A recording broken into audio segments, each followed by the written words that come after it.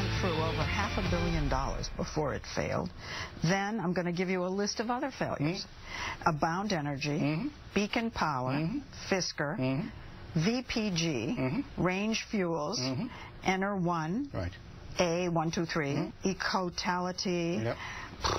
Yep. I'm exhausted. As I told you at the beginning, the energy business is tough. That was a Department of Energy official trying to answer questions from 60 Minutes in a CBS investigation that aired yesterday. Leslie Stahl tallying up the $100 billion plus in taxpayer money that flowed to green energy startups under the Obama administration and without much to show for it. The report also focused on this man, Vinod Khosla, a Silicon Valley billionaire turned clean energy entrepreneur, seen with then Senator Obama at a 2008 campaign event. His companies have received hundreds of millions in taxpayer-backed loans and assistance. Now, the report did not mention that he also contributed and bundled millions of dollars in donations for the president and Democrats. And that, says Mark Thiessen, is a key fact about some of these companies. Mark is a former speechwriter for President George W. Bush and a fellow at the American Enterprise Institute. And so explain the connection, Mark.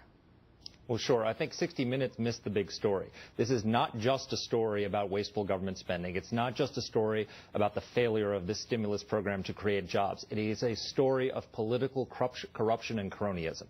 You have a situation where 80% of the green energy loans that the Obama administration gave out in its first term went to Democratic donors and donors to the Democratic Party and to Barack Obama. $16.4 billion, 80% of those loans, okay, and just this one green energy program. What happens is these Democratic donors go out, they raise money for the president to get him elected. As soon as he's in office, he turns around with the stimulus and gives them hundreds of millions of dollars, and then they go back and do it again and raise the money for him again. It's basically a legal system of political kickbacks. All right. Is this because the Democrats are the ones pushing green energy and therefore they are the ones whose entrepreneurs are going to the White House asking for taxpayer-backed loans?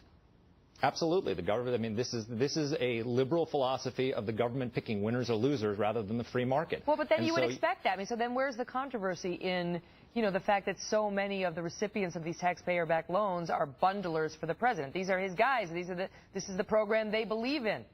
Well, this guy, Vinod Khosla, called himself a Republican for Obama. So he considered himself to be a Republican. But Vinod Khosla, so Leslie Stahl has Vinod Khosla sitting there in the room. And the one question she doesn't ask him is, so you got $100 million from Barack Obama. How much did you give or raise for Barack Obama? I mean, this is a guy, he goes out in the 2008 campaign. He's a member of his India team, and he raises over $100,000 for Democrats. Gives personally over $100,000, raises millions more. Then Obama gives him $100 million.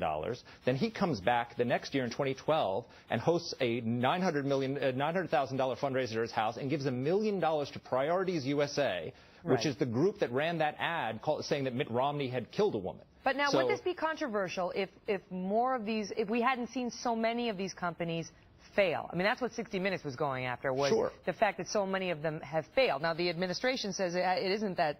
They say the nature of startups is that they fail, and then they say that it's a very low portion of the entire portfolio that has failed, they claim. Well, Khosla himself says that he expects half of his companies that have gotten these taxpayer subsidies to fail. But that's how it works in the market. Except that's when you're out there in going out for venture capital and trying to raise money from the free market, then people do it on the basis of merit. Here, the way it's being done is it's being done on the basis of political connections. So you have people coming in, and it's not based on whether he has a good idea or not. It's based on the fact that he raised millions and millions of dollars for President Obama. Is this the way it was done during the Bush administration, too? I mean, obviously, this wasn't a big program of his, but he had other programs he liked. Well, you know, it used to be that political donors just wanted ambassadorships. Now they want hundreds of millions of dollars in taxpayer subsidies.